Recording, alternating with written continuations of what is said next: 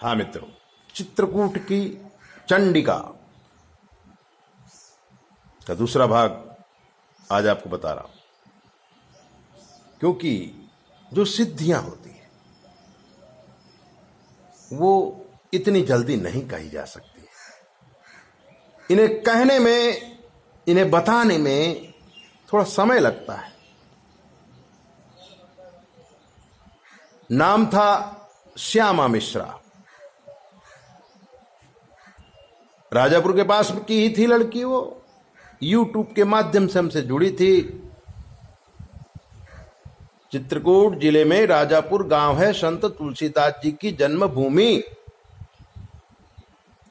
और दास भी वहीं का है। मैं भी वहीं पैदा हुआ था। बनारस में संस्कृत का अध्ययन करने के बाद अहमदाबाद गुजरात को अपना कर्म क्षेत्र बनाया था और यहीं पर अनेक प्रकार के प्रयोग करते हुए भारतीय संस्कृति की सेवा किया है। यूट्यूब में आया तब श्यामा मिली थी। श्यामा की मां 11 साल की श्यामा थी तब उसकी मां मर गई थी। वो भी राजापुर के पास की थी।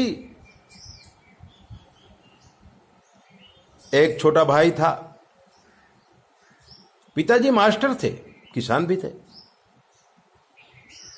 उन्होंने दूसरी शादी नहीं की थी और उनकी तमन्ना थी कि बच्चों को पढ़ा करके और कोई दिव्यता वाली पोस्ट इनको दिलाई जाए। श्यामा के भी विचार यही थे कि मैं आईएएस ऑफिसर बनूंगी, और उस क्षेत्र में उसने अध्ययन करना शुरू कर दिया था। बड़ी तीव्र बुद्धि थी, बहुत ही होशियार थी, खूबसूरत भी थी। इसीलिए तो उसके जीवन में ये घटनाएं घट गई। श्यामा मिश्रा एक बार इलाहाबाद जाने के लिए बस स्टैंड पर खड़ी थी। तभी 5 डाकू टाइप के आदमी, दुराचारी टाइप के आदमी उसका किडनैप कर लिया था। उसे उठा ले गए थे जंगल में, उसकी अस्मत को लूटकर उसे फेंक दिया था। और उसके बाद रोती बिलखती श्यामा घर आई थी। चुपचाप इतना बड़ा दंड उसने सह लिया था। उसके साथ इतना बड़ा अपराध किया गया था, फिर भी उसने सहन किया था। रोती थी, सोचती थी, जीवन में परिवर्तन आ गया था। जहां वो आईएएस ऑफिसर बनना चाहती थी, अब उसके दिल में विचार आते थे कि जिसने मेरी अस्मत को लूटा है, मैं उसे जिंदा नहीं छोड़ूंगी। लेकिन मित्रों, विडंबना तो यह है, उन 5 में से किसी को भी श्यामा पहचानती नहीं थी। बैठे बैठे सोचा करती थी, इन दुश्मनों तक कैसे पहुंचेगी। तभी हमें यूट्यूब में देखा था, प्रश्न किया था, हमने जवाब दिया था।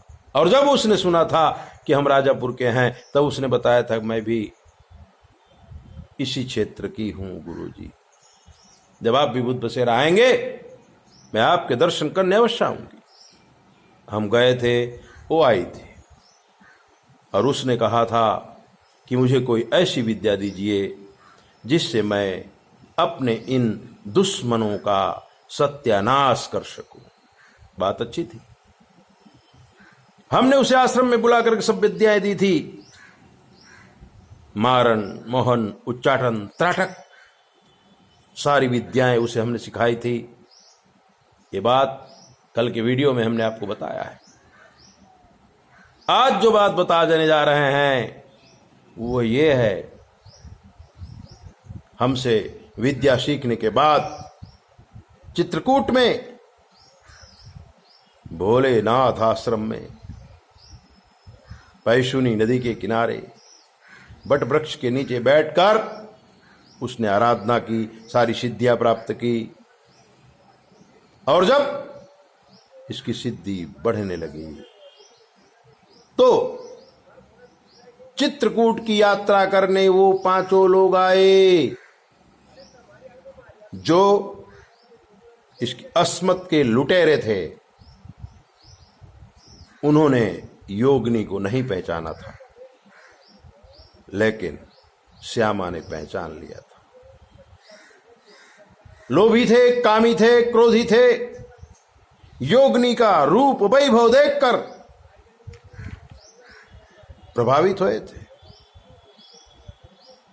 और उन्होंने चंडिका को नमस्कार किया था और कहा था कि हे माता जी, आपका चेहरा कुछ पहचाना हुआ लगता है। आप कहां से हैं और कहां से आई हैं और क्या कर रही हैं? अपनी असली पहचान से मैंने छुपाई थी और उड़ता हुआ तीर मारा था कि तुम लोग अपराधी हो, हमारे सामने से हट जाओ। उसमें से एक आदमी ने हाथ जोड़ के बोला था कि हमने क्या अपराध किया है? अपनी पहचान को छुपाते हुए श्यामा ने कहा था, क्या कभी कुमारिका की अस्मत को लूटा है? अचंभे में पड़े हुए पांचों आदमी ने हाथ जोड़ करके कह दिया था, गलती हो गई है, अपराध क्षमा करो मां। तब चंडिका ने कहा था, जाओ पैशुनी में स्नान करके आओ, हम तुम्हारे पाप का निवारण कर देंगे। और उसने मारण मंत्र शुरू किया था। सामने एक केला रखा था, केले में मारण मंत्र का प्रवेश करके जब वो लोग आए, नदी स्नान करके बैठ गए, अपने हाथों से थोड़ा थोड़ा तोड़ करके पांचों आदमियों को वो केला दिया गया था और घर जाके वो पांचों आदमी मर चुके थे। और चंडिका ने हमें फोन किया था, गुरुजी विद्या सफल हो गई, आगे क्या आज्ञा है? हमने कहा जाओ हरिद्वार और वहां भगवती मनसा देवी की आराधना करो और अपने जीवन को सफल बनाओ। जो पाप हो गया है, जीव हिंसा हो गई है, उसका निवारण भगवती मनसा देवी ही करेंगी। और इस पाप के निवारण के लिए हमने अपने चैनल से उसको मंत्र भी भेज दिया था। आज भी वो मनसा देवी में बैठे बैठे मनसा देवी की आराधना करती है, मंत्रों का जाप करती है और जब भी हम हरिद्वार जाते हैं हमारा बहुत स्वागत करती है। अब तो वो सचमुच की चंडिका बन चुकी है और योगिनी बनने की तैयारी है। भगवती के सानिध्य में उसकी आराधना पूरी होने वाली है। ऐसे ही दिव्य बातों को जानने के लिए आप हमारी चैनल को सब्सक्राइब करो, लाइक करो और अगर आपके जीवन में कोई कष्ट है हमसे पूछ लीजिए। शास्त्र के मत के अनुसार हम आपको जवाब देंगे, वो बिल्कुल फ्री। 9825200108। जय भोले, अपना ध्यान रखो।